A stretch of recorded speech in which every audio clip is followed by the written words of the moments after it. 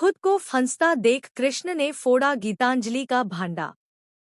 जी हाँ दोस्तों, सीरियल यह रिश्ता क्या कहलाता है कि आने वाले ट्रैक में हाई वोल्टेज ड्रामा होने वाला है, जहां सच और झूठ की लड़ाई अब कोर्ट तक पहुंच चुकी है।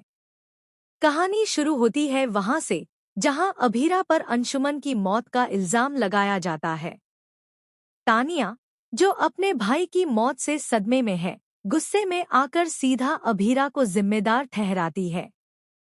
और इस बार मामला सिर्फ आरोपों तक सीमित नहीं रहता। पुलिस अभीरा को पकड़कर ले जाती है। पूरा परिवार हैरान है। अरमान के दिल में तूफान मचा है, क्योंकि जिस इंसान से वह बेइंतहा प्यार करता है, उसे गलत इल्जाम में फंसाया जा रहा है। कोर्ट में मामला गर्म है और सबकी नजरें टिकी हैं उस पोस्टमार्टम रिपोर्ट पर, जो अंशुमन की मौत की असली वजह सामने लाती है। रिपोर्ट में साफ तौर पर लिखा होता है कि अंशुमन को ऐसी दवाई दी गई थी जो उसे नहीं दी जानी चाहिए थी। यह एक बड़ी लापरवाही थी जिसने उसकी जान ले ली। अब शक की सुई घूमती है और तानिया एक बार फिर चिल्लाकर कहती है कि यह सब अभीरा ने किया ताकि वह अंशुमन को रास्ते से हटाकर अरमान से रिश्ता जोड़ सके। लेकिन कहानी यही नहीं रुकती। असली ट्विस्ट तब आता है जब कैरा सामने आती है और कहती है कि शायद दवाइयां गलती से एक्सचेंज हो गई थी। लेकिन यह महज एक एक्सीडेंट नहीं था, बल्कि एक सोची समझी साजिश थी। अरमान खुद जांच में जुट जाता है।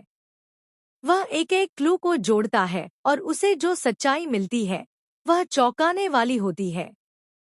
उसे पता चलता है कि यह सब किसी और का नहीं, बल्कि खुद क्रिश का किया धरा है। क्रिश ने जानबूझकर दवाइयां बदल दी थी और इसी वजह से अंशुमन की तबीयत बिगड़ गई। यह एक्सीडेंट नहीं, बल्कि साजिश थी। कोर्ट में अरमान सारे केस को खोलकर रख देता है। अब क्रिश खुद अपने ही बिछाए जाल में फंस चुका है। जैसे ही जज साहब अपना फैसला सुनाने वाले होते हैं, क्रिश अचानक खड़ा हो जाता है और करता है एक चौंकाने वाला खुलासा। वह कहता है कि उसने यह सब गीतांजलि के कहने पर किया था। यह साजिश उसने अकेले नहीं रची थी, बल्कि गीतांजलि के साथ मिलकर पूरा प्लान बनाया गया था। और यहीं से शुरू होता है कहानी का सबसे धमाकेदार हिस्सा।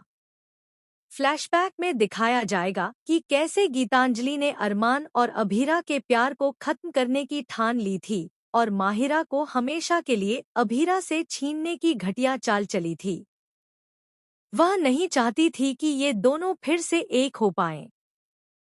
इसलिए उसने क्रिश से हाथ मिलाया और मिलकर ऐसा मास्टर प्लान बनाया जिससे अंशुमन बीच से हट जाए और इल्जाम अभीरा पर लगे। हर चाल इतनी चालाकी से चली गई थी कि कोई शक भी न कर सके। लेकिन कहते हैं ना, झूठ के पाँव नहीं होते और अब क्रिश का ज़मीर जाग चुका है। वह कोर्ट में रोते हुए सब कुछ उगल देता है। पूरे परिवार के सामने अब असली चेहरा सामने आता है, गीतांजलि का भी और क्रिश का भी। अरमान, जो अब तक सिर्फ अभीरा को बचाने में लगा था, अब उसके पास ठोस सबूत भी हैं कि उसकी क्लाइंट निर्दोष है और साजिश किसी और की थी। अब जज साहब की बारी है। पूरा कोर्ट रूम सन्न है। हर कोई उस फैसले का इंतजार कर रहा है जो सिर्फ इंसाफ ही नहीं, बल्कि रिश्तों की सच्चाई को भी सामने लाएगा। यह रिश्ता क्या कहलाता है अब उस मोड़ पर पहुंच चुका है जहां नकाब उतरेंगे और सच्चाई की रोशनी सबको चौंका देगी। तो दोस्तों, कहानी में अब आएगा सबसे बड़ा धमाका, क्योंकि अब सिर्फ सच्चाई बचेगी और झूठ की हर परत खुलकर सामने आएगी।